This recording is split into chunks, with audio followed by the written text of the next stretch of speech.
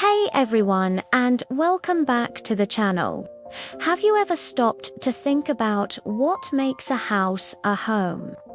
For me, it's not the four walls or the roof over our heads. It's the laughter that echoes in the hallways after a silly joke. It's the smell of a shared meal cooking in the kitchen, a recipe passed down through generations. It's the comforting silence of just being together, knowing you're in your favorite place in the world, with your favorite people. It's the small moments, a helping hand with homework, a bedtime story, a morning hug that weave together to create this beautiful tapestry we call family. Those simple, everyday acts of love are what truly build a home. Thank you so much for watching.